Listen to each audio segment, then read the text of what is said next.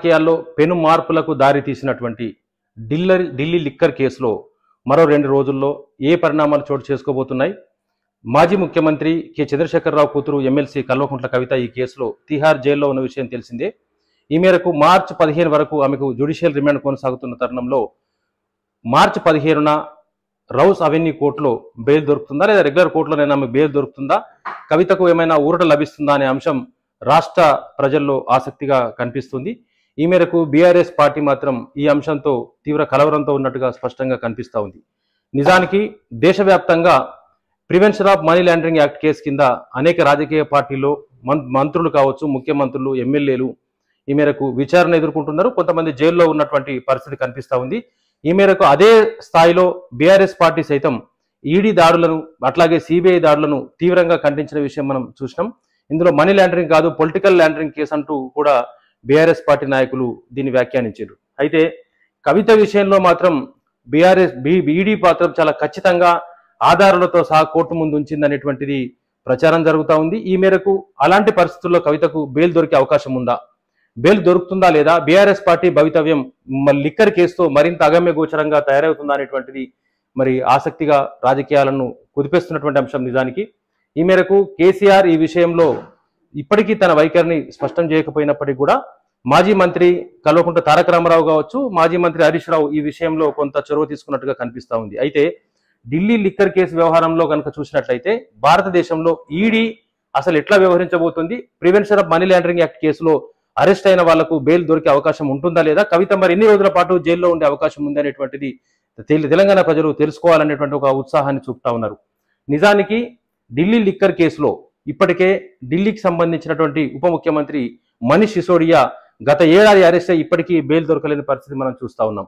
అట్లాగే ఆ పార్టీకి సంబంధించిన ఎమ్మెల్యేలు కావచ్చు, మంత్రులు కావచ్చు ఈ కేసులో విచారణ ఎదుర్కొన్నారు, అరెస్ట్ అయి ఉన్నారు.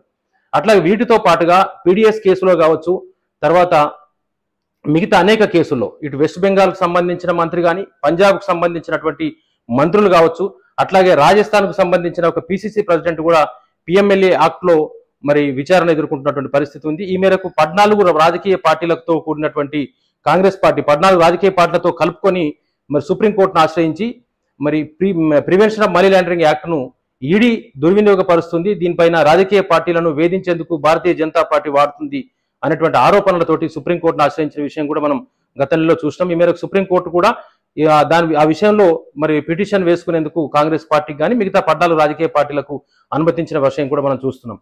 కవిత విషయంలో మాత్రం ఇక్కడ ఉమ్మడి రాష్ట్రానికి సంబంధించినటువంటి అంటే సౌత్ గ్రూప్ ఆమె క్రియేట్ చేసిందని, అందులో ఈమె కీలక పాత్ర పోషించిందని ఈడీ ఆధారాలు బయటపెట్టిన తరుణంలో బెయిల్ దొరకకపోవచ్చు అనేటువంటిది ఒక ప్రచారం అయితే ముమ్మరంగా సాగుతోంది.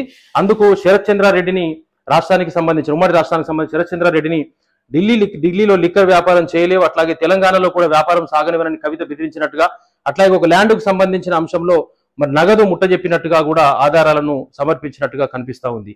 దీంతో ఆమెకు బెయిల్ దొరకడం కష్టమేనని న్యాయ నిపుణులు చెబుతున్నారు.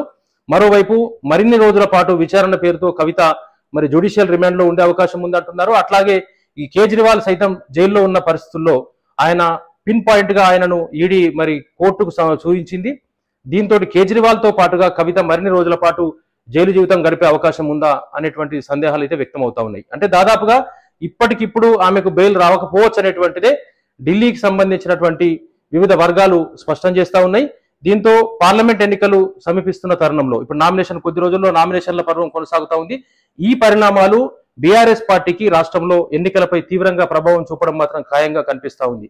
అయితే 2 రోజుల తర్వాత రౌస్ అవెన్యూ కోర్టు కావచ్చు, రెగ్యులర్ కోర్టు ఏమైనా ఉపశమనం కలిగిస్తుందేమో అని బీఆర్ఎస్ పార్టీ ఆశిస్తున్నప్పటికీ బెయిల్ దొరకకపోవచ్చని దాదాపుగా చెప్తా ఉన్నారు. అయితే ఇదిలా ఉంటే ఈడీ కానీ దేశంలో సిబిఐలు కానీ ఈ దర్యాప్తు సంస్థలు స్వతంత్రంగా వ్యవహరించాల్సిన అవసరం ఉంటుంది. ఎందుకంటే అనేక రాజకీయ పార్టీల మీద ఆరోపణలు వచ్చినప్పటికీ కూడా భారతీయ జనతా పార్టీలో ఆరోపణలు వచ్చిన వారు చేరితే వాళ్ళపైన ఎలాంటి కేసులు లేకుండా పోతున్నాయని ఆరోపణలు ఉన్న సమయంలో ఈడీ కానీ సిబిఐలు కానీ స్వతంత్రంగా వ్యవహరించేలా కోర్టులు సైతం చర్యలు తీసుకోవాల్సిన అవకాశం ఉంటుంది.